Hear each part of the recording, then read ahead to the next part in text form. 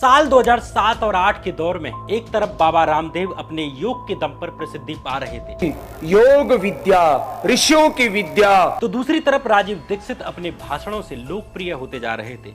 दुनिया की जिस भाषा में रिश्तों को कहने के शब्द ना हो, वो सबसे रद्दी भाषा है। बिल्कुल ठीक। बाबा रामदेव के पास पैसा था, आस्था चैनल जैसा एक बड़ा मीडियम था, तो राजीव दीक्षित के पास मुद्दे थे। मुद्दा स्वदेशी वस्तुओं का, मुद्दा विदेशी कंपनियों के विरोध का, मुद्दा करप्शन का, मुद्दा काले धन का, मुद्दा स्विस बैंक का। बस यहीं से शुरुआत होती है भारत स्वाभिमान आंदोलन की, जो इन दोनों ने मिलकर शुरू किया। भारत स्वाभिमान का जो अभियान अपने भारत में परम पूजनीय स्वामी जी के नेतृत्व में जो शुरू हुआ है, ये अभियान भारत की दशा को और दिशा को ठीक करने वाला है। भारत स्वाभिमान आंदोलन ने जहां एक ओर बाबा रामदेव को योग के अलावा जनता को आकर्षित करने वाले मुद्दे दिए, तो वहीं राजीव दीक्षित की लोकप्रियता भी अब बाबा रामदेव से अधिक बढ़ने लगी। साल 2010 आते आते बाबा रामदेव ने भारत स्वाभिमान नाम की एक राजनीतिक पार्टी लॉन्च कर दी। राजीव दीक्षित इस पार्टी को गांव-गांव पहुंचाने के लिए भारत यात्रा पर निकल जाते हैं और इसी दौरान छत्तीसगढ़ के दुर्ग जिले में अचानक राजीव दीक्षित की तबीयत बिगड़ती है और आधी रात होते होते राजीव दीक्षित की मौत हो गई। राजीव दीक्षित की मौत को लेकर कई सवाल उठे। कुछ ने कहा कि राजीव दीक्षित बड़ी बड़ी एमएनसी कंपनियों के खिलाफ लड़ रहे थे, इसलिए किसी बड़ी कंपनी ने साजिश रचकर राजीव दीक्षित को मरवा दिया। तो वहीं कुछ लोग कहते हैं कि बाबा रामदेव से अधिक लोकप्रियता बढ़ते देखकर कुछ लोगों ने राजीव दीक्षित को ही रास्ते से हटाने के लिए साजिश रची। आखिर क्या है राजीव दीक्षित की मौत के पीछे का राज? क्यों बाबा रामदेव पर उठते हैं कई सवाल? क्या है इस पूरे मामले की असली सच्चाई? जानेंगे आज के इस एपिसोड में। स्वामी रामदेव के चेलों ने साजिश करके राजीव दीक्षित को मार दिया। अरे राजीव दीक्षित के माँ बाप जिंदा, उसका भाई जिंदा है, उसके लिए मैंने कम से कम 25 लाख उसके उपचार पर खर्च करवाए। राजीव दीक्षित जी, आप कह सकते हैं कि वो स्वामी विवेकानंद का एक रूप थे। जिस तरह से वो भारत की संस्कृति को ले जा रहे थे, उनको रहस्यमय तरीके से मौत हो गई राजीव दीक्षित जी को, कोई जाना ही नहीं। नमस्कार, मैं श्याम मीरा सिंह। राजीव दीक्षित की मौत को लेकर पहला सवाल उठता है कि अगर उनकी मौत हार्ट अटैक से ही हुई थी तो उनका पोस्टमार्टम क्यों नहीं होने दिया गया था। दूसरा सवाल उठता है कि आखिर वो कौन आदमी था जो राजीव दीक्षित के पोस्टमार्टम को नहीं होने देना चाहता था। राजीव दीक्षित के समर्थक ये भी कहते हैं कि राजीव दीक्षित की डेड बॉडी एकदम नीली पड़ी हुई थी, जो अक्सर जहर से हुई मौत के केस में होती है। कुछ ये भी कहते हैं कि राजीव दीक्षित के मुंह से कुछ अजीब सा लिक्विड भी निकल रहा था। स्वाभाविक है कि इस केस में पोस्टमार्टम एक महत्वपूर्ण सबूत होता, लेकिन पोस्टमार्टम ना होने की स्थिति में ये कहना बेहद मुश्किल है कि राजीव दीक्षित की मौत हार्ट अटैक से ही हुई या उन्हें जहर देकर मारा गया। इसलिए ऐसी स्थिति में राजीव दीक्षित के अंतिम दिन में क्या क्या हुआ, इसे डिटेल में जानना बेहद जरूरी है। बाबा रामदेव पर आरोप लगाए जाते हैं कि उन्होंने राजीव दीक्षित का पोस्टमार्टम ये कहकर नहीं होने दिया कि पोस्टमार्टम हिंदू रीतियों के खिलाफ है, यहाँ शरीर के साथ काट-छांट नहीं होती। लेकिन इससे पहले कि आगे की कहानी कहूँ, सबसे पहले आपसे रिक्वेस्ट है कि सिर्फ 5 सेकंड निकालकर इस वीडियो को लाइक कर दीजिए और अगर अभी तक आपने ये चैनल सब्सक्राइब नहीं किया है तो चैनल सब्सक्राइब कर दीजिए। ये दोनों काम इस वीडियो की रीच के लिए बेहद जरूरी है। अब आगे की कहानी। 4 दिसंबर 1984 की रात मध्य प्रदेश की राजधानी भोपाल में एक अमेरिकी कंपनी यूनियन कार्बाइड के कारखाने में से एक गैस का रिसाव होता है। देखते ही देखते पूरा शहर लाशों के ढेर में बदल जाता है। इस त्रासदी में 8000 से अधिक लोगों की मौत एक ही रात में हो जाती है। इन्हीं दिनों एक लड़का अपनी इंजीनियरिंग की पढ़ाई कर रहा था। भोपाल गैस त्रासदी से उसके मन में इन मल्टीनेशनल कंपनीज के लिए नफरत भर जाती है। 1990 आते आते इस नौजवान ने भारत में बढ़ती विदेशी कंपनियों के खिलाफ कैंपेन करना शुरू कर दिया। इस नौजवान लड़के का नाम था राजीव दीक्षित। राजीव दीक्षित का जन्म 30 नवंबर 1967 के दिन अलीगढ़ जिले की अतरौली तहसील के नाहा गांव में हुआ। इसके बाद राजीव ने इलाहाबाद के एक कॉलेज से बीटेक की पढ़ाई की। इसके 7 साल बाद यानी साल 1992 में राजीव दीक्षित ने महाराष्ट्र के वर्धा में आज़ादी बचाओ आंदोलन की शुरुआत कर दी।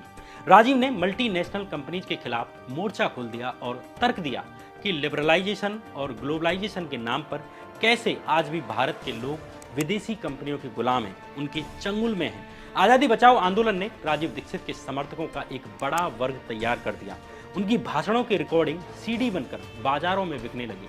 साल 2004 आते आते राजीव दीक्षित एक बड़े वर्ग में लोकप्रिय हो जाते हैं। इधर बाबा रामदेव भी योग के माध्यम से लोकप्रिय होते जा रहे थे। बाबा रामदेव को किसी एक टैलेंटेड आदमी की तलाश थी जिससे वे अपना साम्राज्य योग के बाहर भी स्थापित कर सकें। उन्होंने राजीव दीक्षित का नाम और काम काफी सुना हुआ था, इसलिए वे राजीव दीक्षित से भी मिलना चाहते थे। माना जाता है कि बाबा रामदेव अपने योगा कैंप्स में राजीव दीक्षित की सीडी कमीशन पर बेचने के लिए तैयार हो गए। उन दिनों राजीव दीक्षित भी मुश्किल दौर से गुजर रहे थे। राजीव के भाई प्रदीप दीक्षित ने अपनी शादी से पहले 34 लाख का घर बनवाया था। अफवाह उड़ने लगी कि यह पैसा राजीव दीक्षित ने ही दिया है, जो आंदोलन का पैसा है। उस वक्त 34 लाख रुपए एक बड़ा अमाउंट था। यह आरोप कितना झूठा था या कितना सच्चा था ये नहीं पता, लेकिन इन अफवाहों ने राजीव दीक्षित को उनके ही आंदोलन में आइसोलेट कर दिया, अकेला कर दिया। इसी टाइम पर बाबा रामदेव और राजीव दीक्षित की मुलाकात होती है। साल 2004 से साल 2007 आते आते राजीव दीक्षित योग गुरु रामदेव के मेंटर बन जाते हैं। एक तरफ बाबा रामदेव भारतीय ट्रेडिशन के प्रतीक बन चुके थे, तो दूसरी तरफ राजीव दीक्षित विदेशी कंपनियों का विरोध करते थे और स्वदेशी कंपनियों की वकालत करते थे। राजीव के पास आर्थिक और राजनीतिक दोनों को ही लेकर नए नए विचार थे, जैसे राइट टू रिकॉल का आइडिया, यानी एक बार के लिए सांसद या विधायक बन भी जाए तो भी जनता के द्वारा उसे वापस बुलाने का अधिकार, black money, Swiss bank, Ayurveda की वकालत, इन सबको लेकर राजीव के पास तगड़े विचार थे और अच्छी खासी रिसर्च थी जो जनता को बड़ा आकर्षित करती थी। रामदेव भी राजीव दीक्षित की इस चमक का फायदा उठाने लगे और राजीव को अपने योगा कैंपों के मंच पर बैठाने लगे। राजीव के भाषण रामदेव के समर्थकों पर या उनके दर्शकों पर बिजली सा असर डालते। रामदेव जानते थे कि योग और स्वदेशी इन दोनों को मिलाने का क्या राजनीतिक असर निकलेगा। भारत में 2009 के लोकसभा चुनाव आने वाले थे। चुनावों के नजदीक आते आते रामदेव की राजनीतिक महत्वाकांक्षाएं बढ़ने लगी। वे जानते थे कि अकेले योग से कुछ नहीं होगा, इसलिए अब स्वदेशी और योग दोनों को मिला दिया जाए और राष्ट्रभक्ति का घोल बना दिया गया। राजीव जो आज़ादी बचाओ आंदोलन से थोड़े अलग थलग चल रहे थे, उन्हें भी रामदेव के साम्राज्य का मंच मिल गया। रामदेव अपने मंचों पर योग करते और राजीव उनके लिए राजनीतिक पिच बनाते, आर्थिक और सामाजिक मुद्दों पर शानदार भाषण देते। अब राजीव भी लगातार धार्मिक टीवी चैनलों पर जैसे आस्था चैनल पर दिखाए जाने लगे, जिनमें रामदेव का ही पैसा लगा हुआ था। यहीं से दोनों ने भारत स्वाभिमान आंदोलन की शुरुआत की। इसका उद्देश्य था ब्लैक मनी से लड़ना, भ्रष्टाचार से लड़ना, विदेशी कंपनियों का विरोध करना, भारतीय कंपनियों और संस्कृति की बात करना। रामदेव इस भारत स्वाभिमान आंदोलन को अपनी राजनीतिक महत्वाकांक्षाओं के लिए इस्तेमाल करना चाहते थे, यानी आंदोलन को एक राजनीतिक पार्टी में बदल देना। अब तक राजीव रामदेव के मेंटर बन चुके थे। जहां जहां बाबा रामदेव, उनके पीछे पीछे राजीव। जो भी राजनीतिक आर्थिक मुद्दे उस दौर में रामदेव उठा रहे थे, वे सब राजीव दीक्षित के आइडियाज थे। ये आरोप लगाए जाते हैं कि राजीव दीक्षित की ये प्रेजेंस और महत्व रामदेव के पुराने सहयोगी बालकृष्ण और राम भरत को खटकने लगी। वे राजीव को बाहरी आदमी की तरह देखते थे, क्योंकि राजीव उनसे अधिक प्रभावी और शिक्षित थे। उनके बीच इस लेवल का बैर था कि अगर दीक्षित और बालकृष्ण कभी एक ही कमरे में होते थे तो एक दूसरे को पहचानते भी नहीं थे, मतलब एकदम इग्नोर करते थे।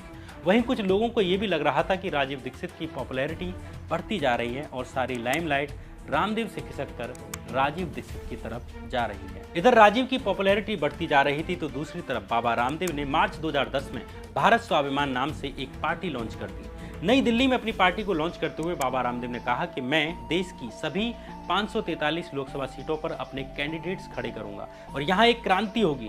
पार्टी लॉन्च करने के कुछ महीने के बाद सितंबर 2010 में बाबा रामदेव और राजीव दीक्षित ने अपनी पार्टी की सदस्यता बढ़ाने के लिए भारत स्वाभिमान यात्रा की शुरुआत की। दोनों नेता अलग अलग जिलों में जाकर अपनी पार्टी और उसके गोल्स के बारे में लोगों को जागरूक करने लगे। लेकिन कुछ ऐसे लोग थे जिन्हें राजीव की बढ़ती लोकप्रियता खटकती जा रही थी। ऐसा नहीं है कि राजीव दीक्षित को यह पता नहीं था कि कुछ लोगों को हरिद्वार में उनके होने और रामदेव से उनकी नजदीकी से दिक्कत है। वे इस बात से पूरी तरह अवेयर थे। राजीव के पुराने सहयोगी मदन दुबे कहते हैं कि राजीव शायद परेशानी में थे, क्योंकि जब जुलाई 2010 में मैंने उनसे पूछा कि क्या मुझे भी भारत स्वाभिमान पार्टी का सदस्य बनना चाहिए, तब उन्होंने मुझसे कहा कि मैं अभी इंतजार करूं। उन्होंने मुझसे कहा कि वे अभी श्योर नहीं है। इससे मुझे लगा कि शायद कुछ गड़बड़ है। अपनी भारत स्वाभिमान पार्टी के प्रचार के लिए राजीव करीब आधा देश घूम चुके थे। इस बीच 29 नवंबर 2010 के दिन राजीव दीक्षित छत्तीसगढ़ के दुर्ग जिले में पहुंचते हैं। राजीव के साथ साथ छत्तीसगढ़ के राज्य प्रभारी आचार्य दयासागर और अन्य कार्यकर्ता थे। यहाँ बेमेतरा तहसील में सुबह 10 बजे से 1 बजे तक राजीव दीक्षित का एक कार्यक्रम हुआ। इसके बाद उनका अगला कार्यक्रम शाम 4 बजे दुर्ग शहर में होना तय था। दोपहर करीब 2 बजे राजीव दीक्षित अपनी इस अगली जनसभा में शामिल होने के लिए बेमेतरा तहसील से रवाना हो गए, लेकिन इसी बीच रास्ते में ही राजीव दीक्षित को भारी पसीना आने लगा। राजीव ने राज्य प्रभारी आचार्य दयासागर को कहा कि उन्हें शौचालय जाना है। इसके बाद दयासागर राजीव दीक्षित को दुर्ग के एक आश्रम में ले गए। यहाँ राजीव को बाथरूम में काफी देर हो गई। जब शक होने पर दरवाजा खोला गया तो देखा कि पसीने से लथपथ राजीव बेहोश पड़े हुए हैं। इसके बाद राजीव को एक बिस्तर पर लटाया गया और उनके चेहरे पर पानी छिड़का गया।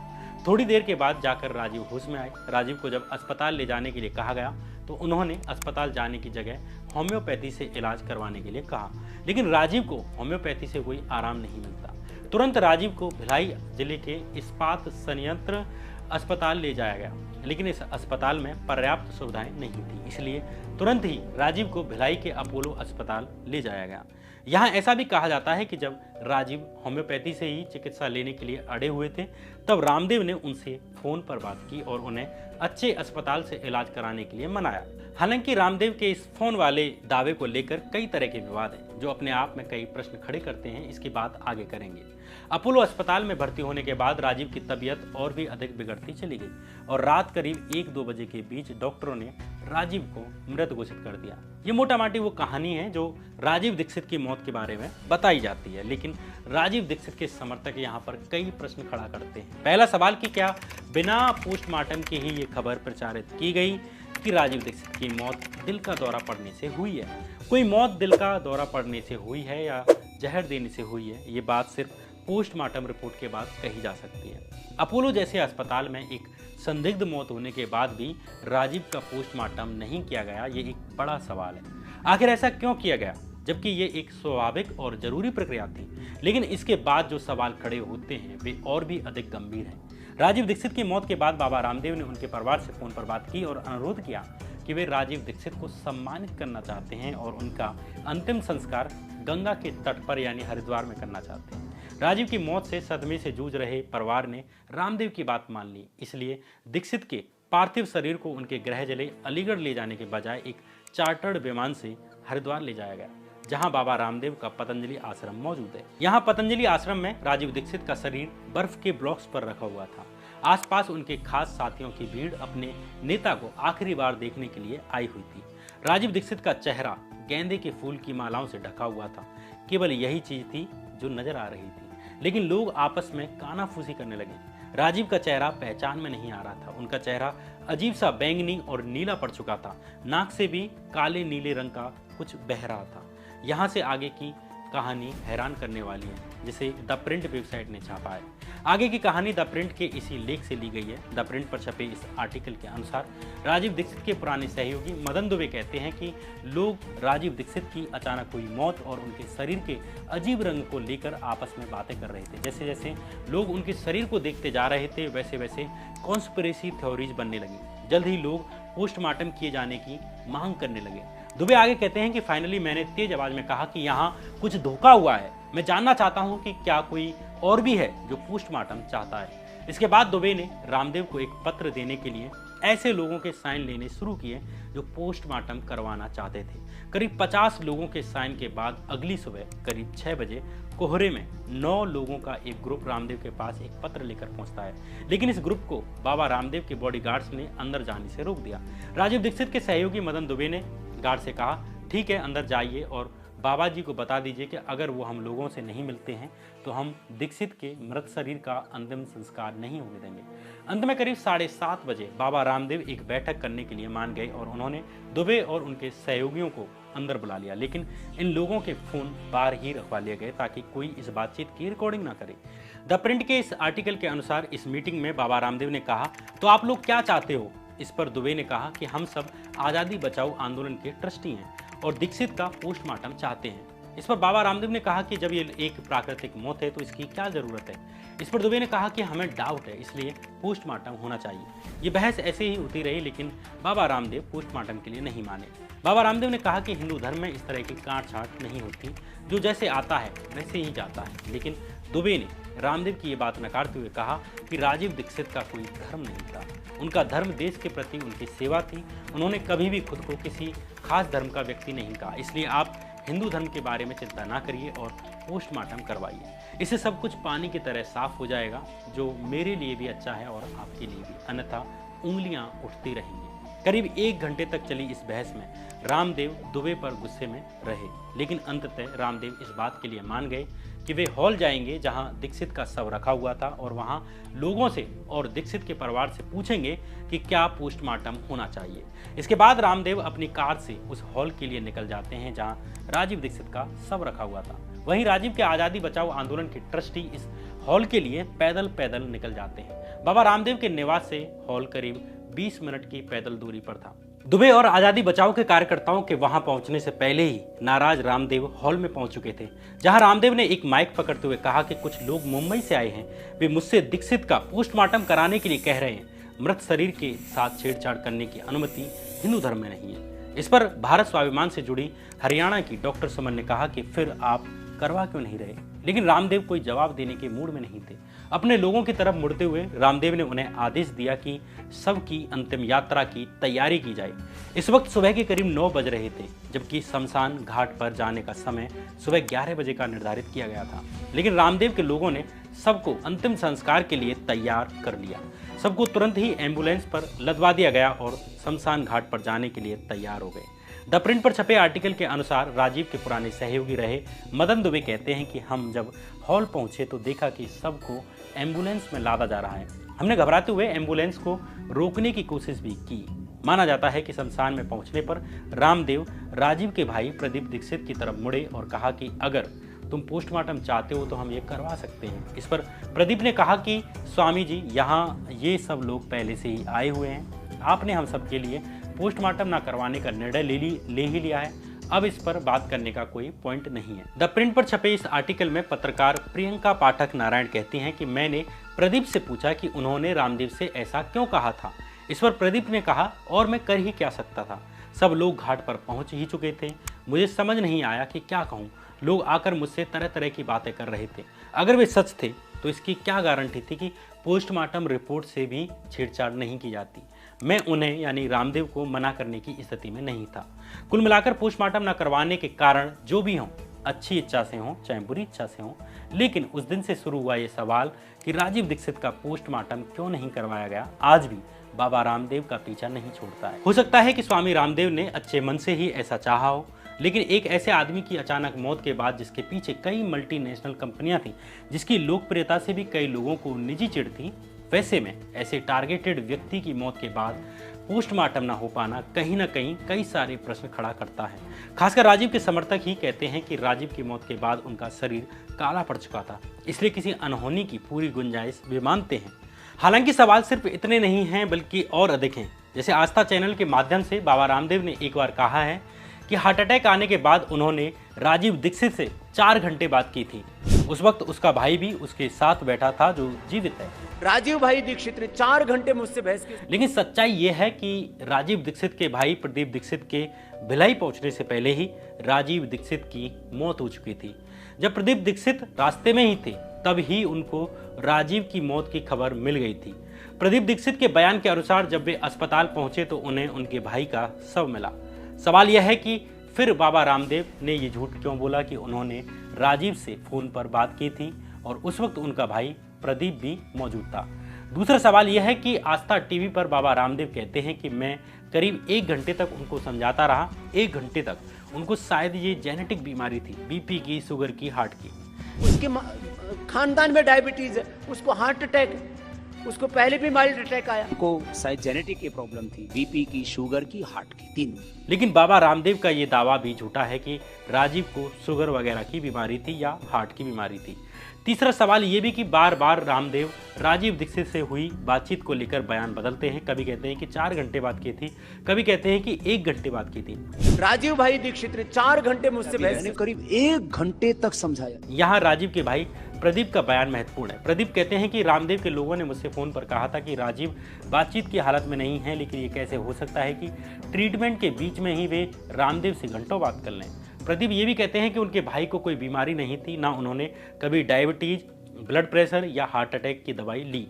सवाल यह है कि फिर बिना जाने ही रामदेव ने सार्वजनिक मंचों से ऐसे झूठ क्यों बोले कि राजीव को डायबिटीज की जेनेटिक बीमारी थी। एक सवाल तो राजीव के इलाज के खर्च को लेकर भी है। बाबा रामदेव आस्था टीवी पर कहते हैं कि उसके इलाज के लिए मैंने 25 लाख रुपए खर्च कर दिए। उसके सारे इलाज की डॉक्यूमेंट्स, उसके लिए मैंने कम से कम 25 लाख उसके उपचार पर खर्च करवाए। लेकिन राजीव दीक्षित ऑफिशियल नाम के यूट्यूब चैनल ने इन डॉक्यूमेंट्स को जारी करते हुए दावा किया कि बाबा रामदेव यहाँ भी झूठ बोले, क्योंकि राजीव के इलाज के लिए अस्पताल ने 30,000 रुपये जमा करवाए थे, जिसमें से उल्टा 2831 रुपये वापस हुए, यानी इलाज पर मात्र 27,169 रुपये खर्च हुए। अगर एक कॉमन लॉजिक भी लगाएं तो साल 2010 के वक्त पर जब इलाज में आज के जैसे बिल नहीं बनता था, वहाँ सिर्फ एक दिन में 25 लाख रुपए कहाँ खर्च हुए होंगे। ऐसा कौन सा इलाज दिया गया होगा बिना ऑपरेशन, बिना बड़ी चिकित्सा के एक दिन में 25 लाख रुपए खर्च हो जाने की बात लॉजिकल भी नहीं लगती। ऐसा नहीं है कि राजीव की रहस्यमयी मौत के पीछे कोई साजिश हो ही सकती है, या हो सकता है उनकी मौत प्राकृतिक ही हुई हो, या हो सकता है कि कोई साजिश ही हुई हो। लेकिन किसी भी परिस्थिति में आज कोई एक स्पष्ट मत देना मुश्किल है। अगर उस वक्त रामदेव राजीव दीक्षित का पोस्टमार्टम करवा लेते तो या तो असली गुनहगारों का सच पता चल जाता, कोई साजिश बाहर आ जाती, या कुछ भी नहीं निकलता। लेकिन दोनों ही स्थिति में रामदेव इस सवाल से बच जाते कि राजीव दीक्षित की मौत कैसे हुई। जनवरी 2019 में मोदी के नेतृत्व वाले प्रधानमंत्री कार्यालय यानी पीएमओ ने राजीव दीक्षित की रहस्यमयी मौत की दोबारा जांच करने के लिए छत्तीसगढ़ राज्य की दुर्ग पुलिस को आदेश दिया था, यानी राजीव की मौत के 9 साल बाद। लेकिन अब 2023 में इस आदेश को 3.5 साल से अधिक का वक्त बीत चुका है, लेकिन अभी सार्वजनिक पटल पर इस जांच को लेकर कोई सूचना नहीं है, कोई अपडेट नहीं है कि क्या हुआ। इसके कुछ अर्थ निकाले जा सकते हैं। एक तो ये कि प्रधानमंत्री कार्यालय को वास्तविकता में ही प्रथम दृष्टया ऐसा लगता होगा कि राजीव की मौत के पीछे कोई राज है। दोबारा जांच के आदेश से पहले सरकार ने कुछ तो तथ्य देखे ही होंगे, तब जाकर कन्विंस हुए होंगे कि हाँ, दोबारा जांच की जरूरत है, दोबारा जांच होनी चाहिए एक बंद केस की। इसका दूसरा अर्थ ये भी हो सकता है कि साल 2019 के चुनावों के वक्त मोदी सरकार रामदेव पर दबाव बनाना चाहती हो या कोई बार्गेनिंग करना चाहती हो। वैसे में 2 सवाल उठते हैं। पहला सवाल कि साल 2019 में दोबारा जांच का आदेश दिया गया, तो अब उस जांच का क्या हुआ, उसकी कोई सूचना सार्वजनिक पटल पर क्यों नहीं है। दूसरा सवाल कि क्या इस मामले में अंदर ही अंदर सेटलमेंट या बार्गेनिंग हो गई, जिस कारण इस जांच में आगे कोई उत्साह दिखाया नहीं गया। ऐसा भी हो सकता है कि इस मामले में जांच के लायक कुछ मिला भी ना हो। जो भी हो, ये कहानी फिलहाल यहीं समाप्त होती है।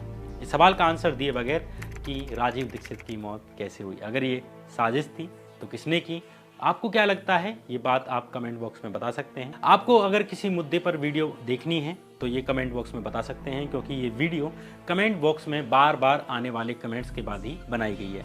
अगर आपको ये वीडियो पसंद आई है तो लाइक कर दीजिए और चैनल सब्सक्राइब कर दीजिए अगर अभी तक नहीं किया है, और शेयर कर सकते हैं अगर इस वीडियो को, तो ये मेरे लिए एक निजी इनाम की तरह होगा आपकी तरफ से। तब तक के लिए बने रहिए इस चैनल पर। नमस्कार।